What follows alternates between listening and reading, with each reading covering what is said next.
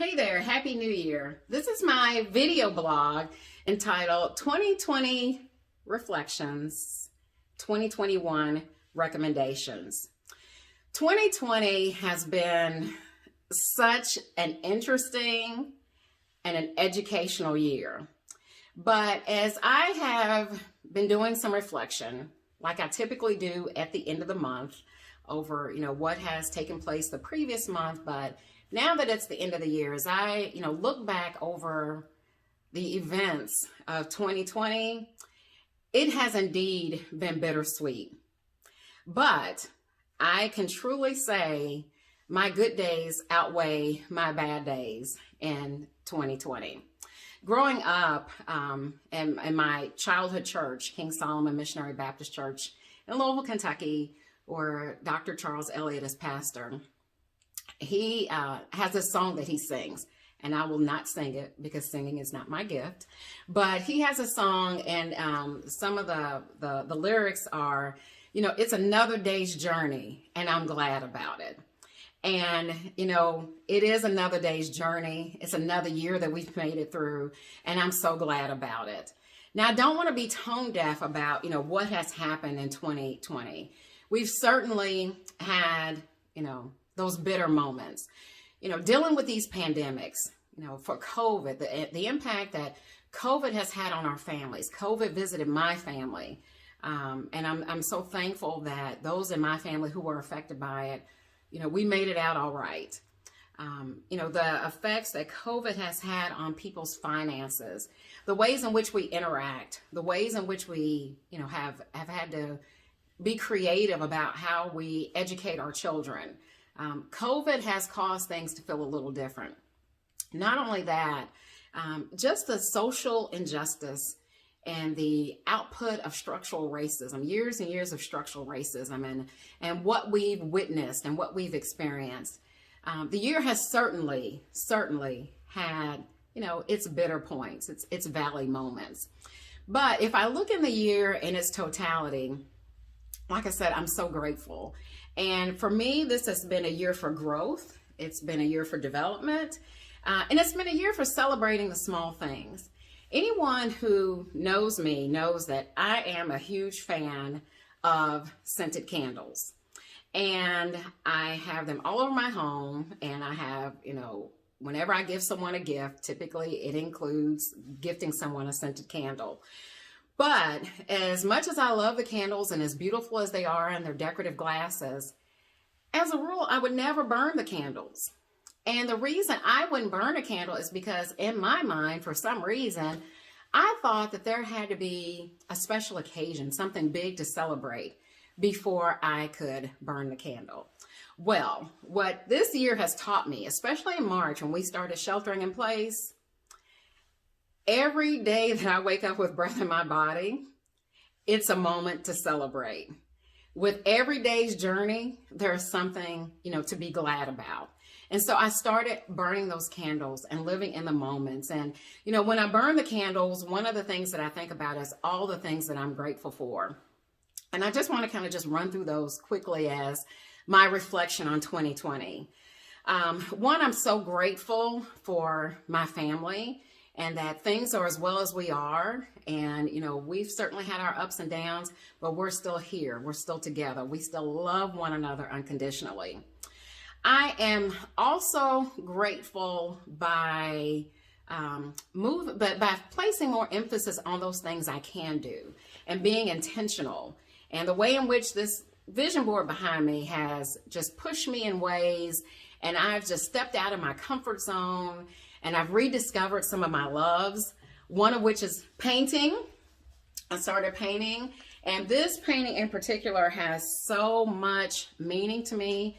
It is my interpretation of Breonna Taylor, and Breonna and, her murder and just her life and everything that, I've began to learn about her this year has been a huge inspiration for me.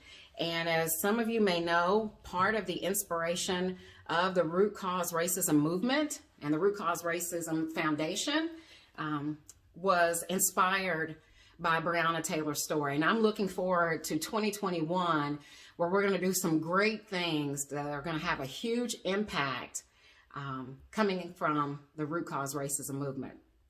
The other thing I'm so thankful for are, coaching.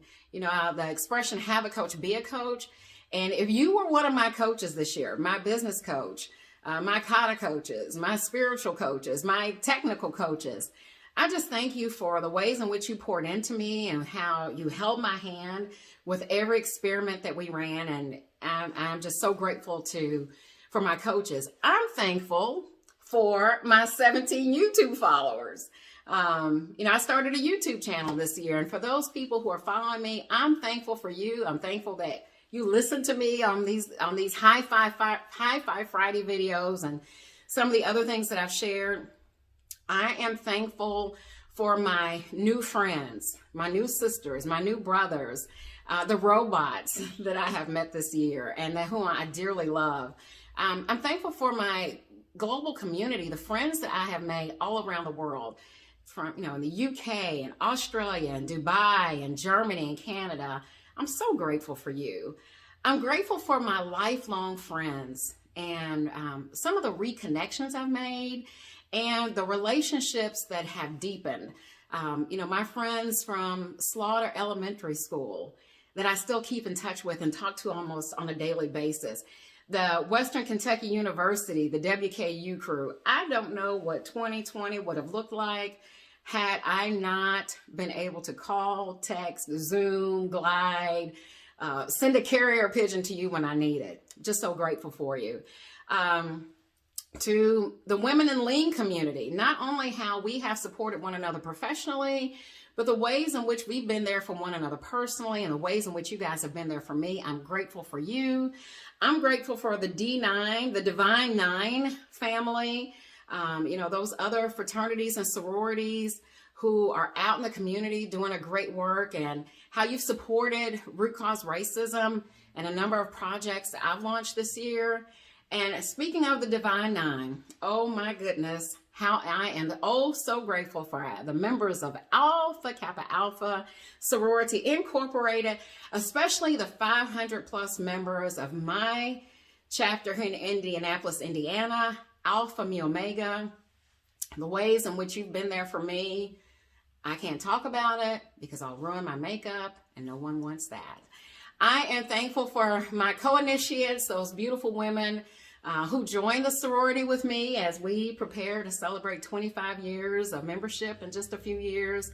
I'm thankful for my church members, from King Solomon Missionary Baptist Church to St. Stephen Church to Light of the World Christian Church, and all the churches I've had the opportunity to visit virtually this year, and all of my different e-pastors.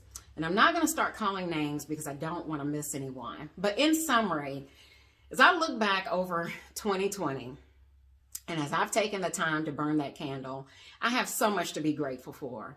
And the things that I have to be grateful for, you just cannot put a price tag on them. And I thank you to those who have been on this journey with me. And I look forward to us continue to hanging out together, growing together, accomplishing our dreams and goals together. So, in conclusion, I'm so grateful for the valleys. I'm so grateful for the mountains in 2020 and all points in between. And my recommendation to you for 2021, it's a recommendation, not a resolution.